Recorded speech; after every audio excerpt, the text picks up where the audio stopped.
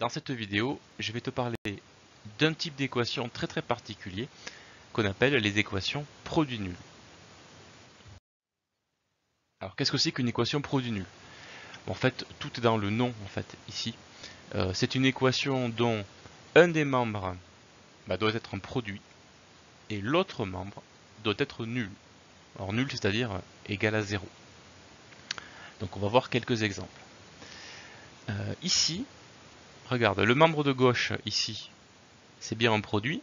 Le membre de droite, c'est 0. Donc ici, tu as une équation produit nul. Ici, le membre de gauche n'est pas un produit, c'est une somme. Donc ce n'est pas une équation produit nul. Ici, le membre de gauche est bien un produit, mais le membre de droite n'est pas nul, donc ce n'est pas une équation produit nul. Ici, le membre de gauche est un produit, le membre de droite est nul, donc c'est une équation produit nul. Voilà, donc c'est assez simple pour les reconnaître. Maintenant, je vais te montrer comment on peut trouver leur solution. Alors, on va par exemple résoudre cette équation ici. Bon, tu reconnais un produit dans le membre de gauche et tu reconnais 0 dans le membre de droite, donc on a bien ici affaire à une équation produit nul. Alors, comment va-t-on s'y prendre? Et surtout, qu'est-ce que ça nous apporte en fait de reconnaître des produits qui sont égaux à 0? Tout simplement, réfléchis et pense à des multiplications entre deux nombres dont le résultat serait égal à 0. Il y en a plein, hein. Tu peux avoir 6 fois 0 qui fait 0 bien sûr, 10 fois 0, 0 fois 8, 0 fois moins 5 et encore beaucoup d'autres bien sûr.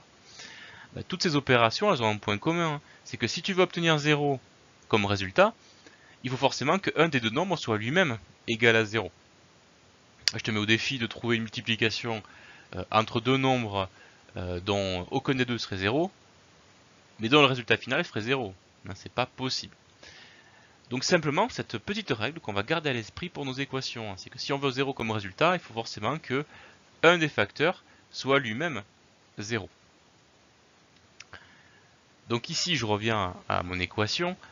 Mon premier facteur, c'est 3 plus 12, et mon deuxième, c'est 7 à moins 14. Donc forcément, un des deux doit faire 0, si on veut que la multiplication entre les deux fasse 0. Alors on va regarder le premier facteur, on fera le deuxième après. Dans quel cas 3 plus 12 est-il égal à 0? Autrement dit, qu'est-ce qu'il faut donner comme valeur à A pour que cette opération fasse 0? Donc ici on a une mini-équation à résoudre.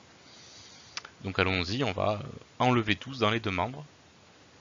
Voilà, ce qui fait qu'il nous reste 3 égale moins 12, et donc la valeur de A c'est le quotient moins 12 sur 3.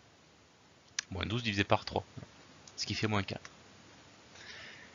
Donc qu'est-ce que ça veut dire ce moins 4? Ça veut dire que si tu remplaces A par moins 4, eh bien ce facteur là fera 0.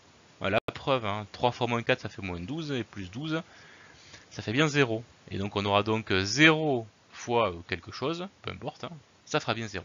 Donc on a ici une solution dans notre équation produit nul.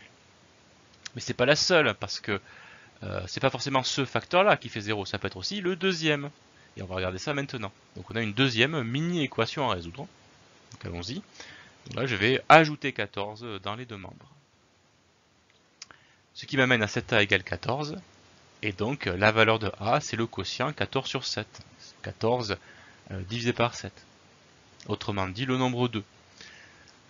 Donc ce nombre il veut dire quoi? Ça veut dire que si tu remplaces A par 2 dans ce facteur là, oui, eh bien ça fera 0. La preuve, 7 fois 2, 14, moins 14, 0. Et on aura donc 0 fois quoi que ce soit, peu importe, qui fera bien 0. Donc on a ici une deuxième solution à notre équation.